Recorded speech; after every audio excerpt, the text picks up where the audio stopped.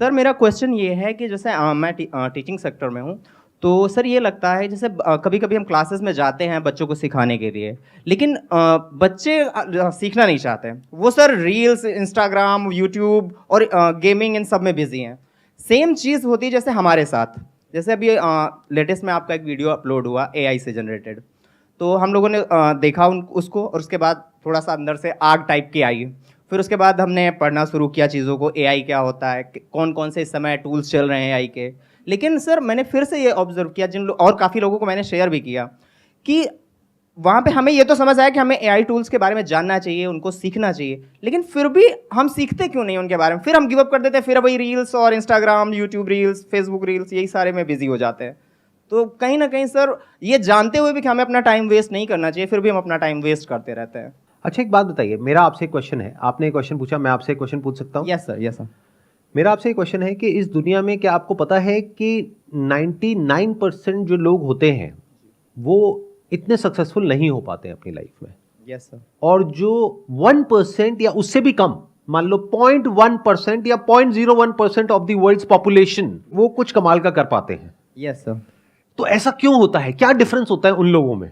Sir वो focus रखते हैं अपने काम पे और डिस्ट्रैक्शन से बचते हैं।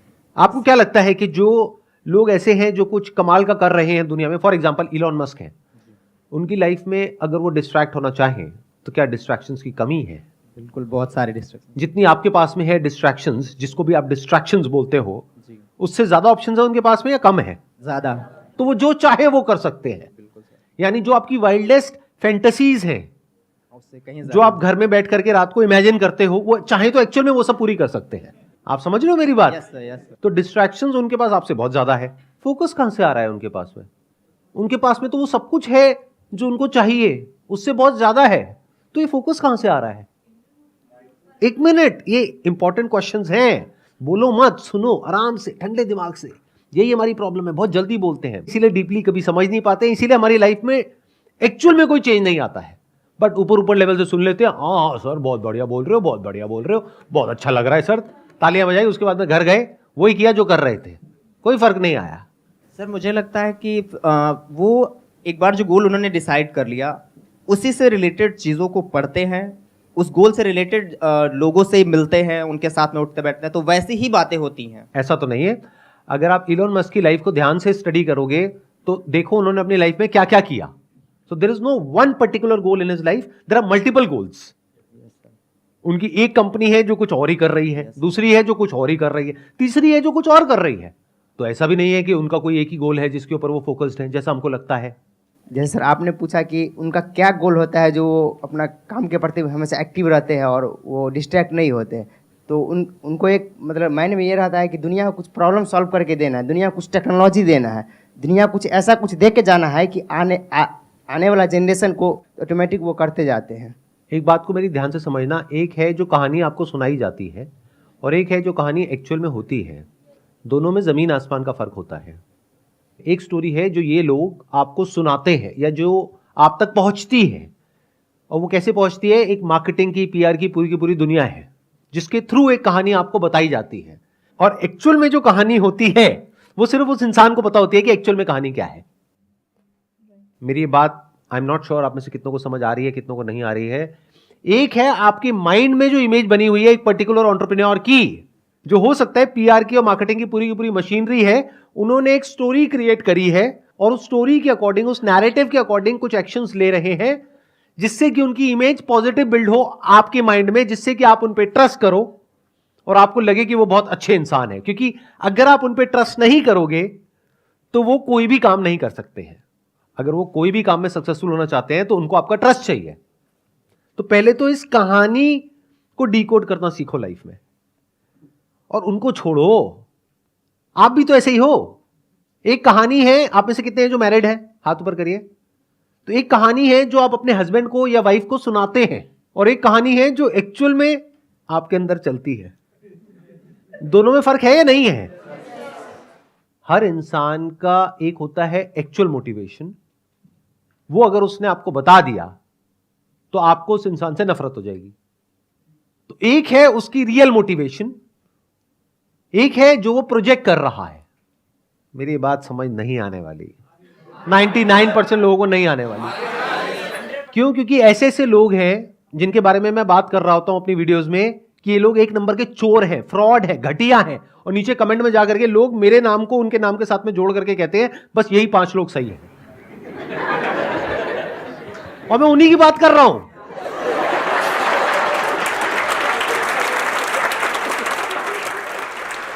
चलो आपको बड़े सिंपल तरीके से बोलता हूं, अगर अभी भी नहीं समझ पाए तो भगवान ही आपका मालिक है। मैं उन लोगों के नाम नहीं ले सकता क्योंकि बहुत बड़ी कंट्रोवर्सी हो जाएगी, बट द पॉइंट इज ऐसे लोग जो आपके माइंड में आते हैं 5-10 लोग जो आप कहते हो अरे ये बहुत बढ़िया है, ये बहुत बढ़िया है, ये बहुत बढ़िया है, ये बहुत बढ़िया है, there is a strong possibility उसमें से 99% बहुत ही घटिया लोग हैं अंदर से।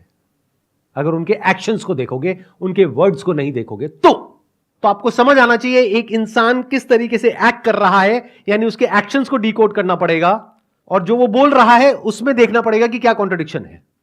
तब आपको समझ आएगा कि कौन असली है कौन नकली है। आपके लेवल पे जो 4-5 लोग हैं जो समाज पे कंट्रीब्यूशन कर रहे हैं, तो उनकी कंट्रीब्यूशन को देख के ही पता चल जाता है ना कि क्या वो लोगों के समझ के लिए भला कर रहा है कि क्या कर रहे हैं। नहीं पता लगता है क्यों? मैं बता देता हूं। 3 तरह के लोग हैं, आराम से फिट कर लेना इन 3 कैटेगरीज में लोगों को। एक वो है जो अंदर से भी करप्ट है, बाहर से भी करप्ट है, पता है ये आदमी तो चोर है। दूसरे हैं जिनके जो काम है वो बहुत ही घटिया है, लेकिन बाहर से इमेज ऐसी है कि वो बहुत अच्छे इंसान है, यानी उनकी बातें बहुत अच्छी है, बहुत पॉलिश्ड है, बहुत साफ सुथरी है, बहुत लॉजिकल है। आप सुनोगे आप मंत्र मुग्ध हो जाओगे सुन करके। आपके हाथ ये जो 2 अलग अलग हैं वो आ करके ऐसे जुड़ जाएंगे और आप ऐसे सर झुका लोगे, तो वाह क्या बात है।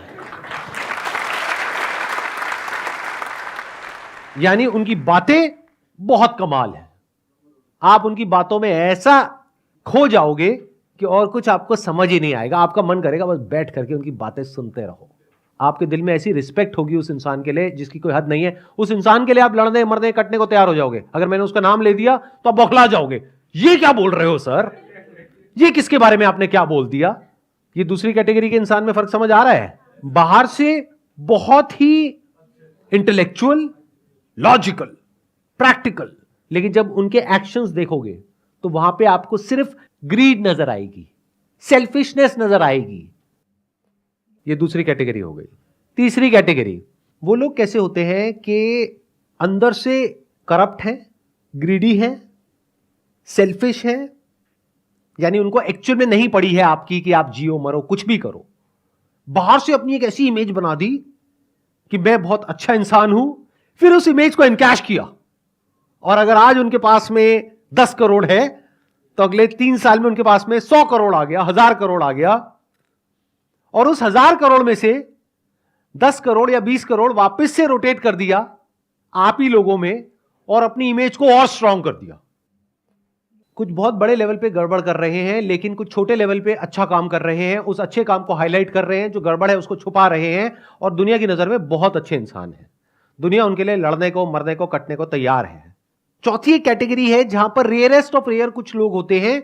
वो कैसे होते हैं? जो अंदर से भी कुछ बदलाव लेकर के आना चाहते हैं और बाहर से भी कोशिश कर रहे होते हैं, और वहां पर कोई कॉन्फ्लिक्ट नहीं होता है, यानी उनके अंदर की दुनिया और बाहर की दुनिया में कोई फर्क नहीं होता है। जैसे वो अंदर से है वैसे ही बाहर से है, यानी कि कोई प्रोपेगेंडा नहीं है, कोई पीआर नहीं है, कोई मार्केटिंग नहीं है, जो है सो है। बट ऐसे लोग रेयरेस्ट ऑफ रेयर होते हैं। अब ऐसे लोग कैसे बनते हैं? क्या ये आपका क्वेश्चन है? इस कैटेगरी में आपको आना है या बाकी की जो 3 कैटेगरीज है उसमें आना है? क्योंकि जो बाकी की 3 कैटेगरीज हैं उन लोगों के पास भी पैसा कम नहीं है, पावर कम नहीं है।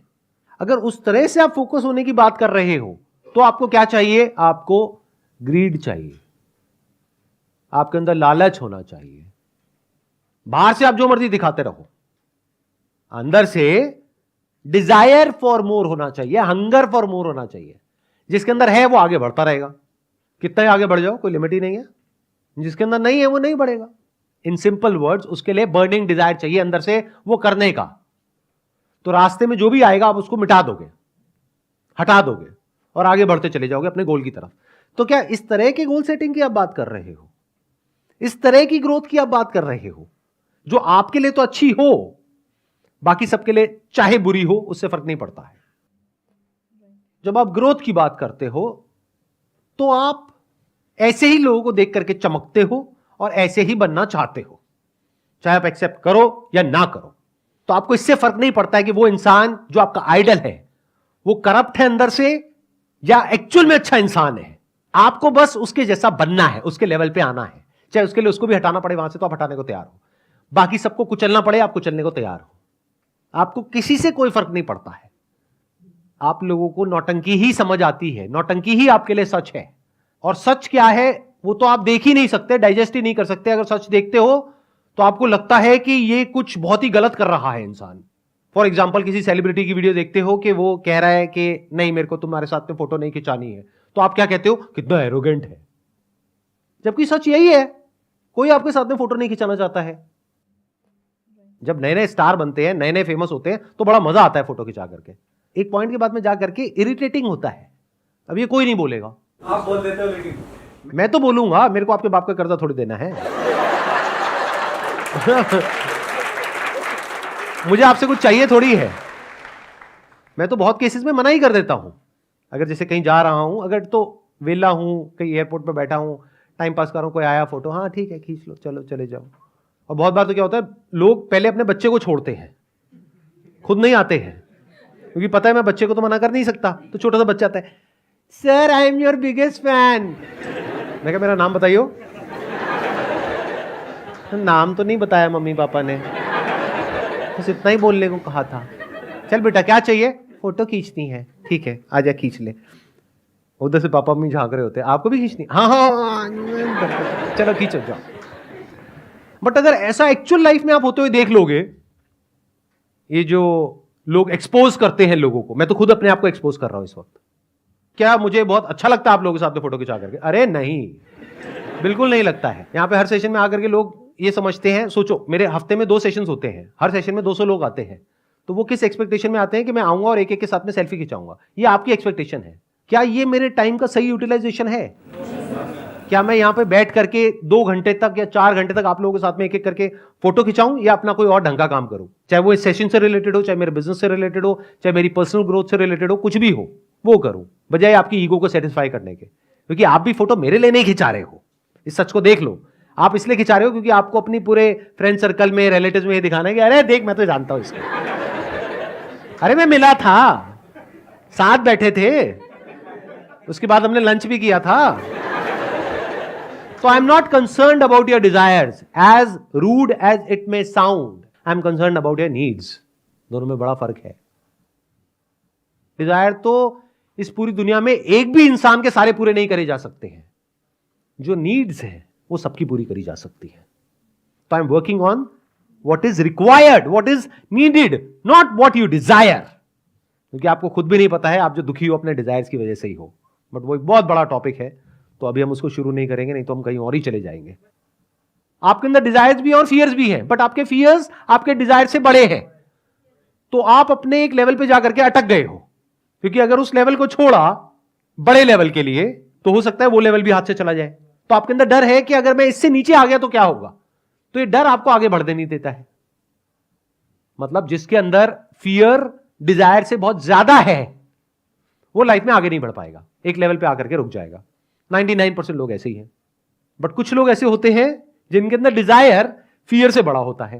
They are not afraid to fail, तो they are craving deep within for success, but they are not scared of failure, because they know कि सक्सेस तक पहुंचने के लिए फेलियर से होकर के ही निकलना पड़ेगा। बट ये सारी जो साइकिल है, that is all driven by greed, जिसको आप डिजायर बोलते हो, या फियर। ये 2 तरीके हैं जिस तरीके से पूरी दुनिया जीती है। तीसरा भी एक तरीका है जीने का, that is driven by love. And what is love? To love means to unite with the whole universe. That is the essence of love. Love की शुरुआत होती है जब आपके अंदर ये डिजायर उठता है कि मुझे खुद को जानना है।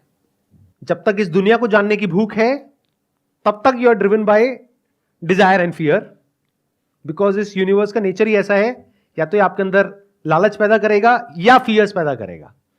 बट अगर किसी के अंदर ये डिजायर आ गया, चाहे मेरे सेशन देख करके, चाहे यहां से, चाहे वहां से, कहीं से भी, कैसे भी, ये जो लिखा हुआ है डिस्कवर योरसेल्फ, कहीं से डिजायर आ गया, ये पनप गया अंदर, who am I, self inquiry, self understanding. So if you can see that we are all interconnected, interdependent, we are all one whole block, then you are driven by love. And when you are acting out of love, not out of fear or desire, which is self-centric. Desire का और fear का basic nature ही यही है, basic structure ये है, it's always self-centric. उसको सिर्फ खुद की पड़ी है. जैसे इंसान को सिर्फ खुद की पड़ी है. एक जंगल है, वहां पर मान लो करोड़ों जानवर हैं. उस पूरे जंगल को 1 मिनट में हम लोग मिटा देंगे अपने फायदे के लिए. तो इस डिजायर की वजह से और फियर की वजह से हम किसी भी हद तक जा सकते हैं, कुछ भी कर सकते हैं. But once you are acting out of love, तो you are free even from this identity of being a human. Then you are just a being, and that is a very different way to live.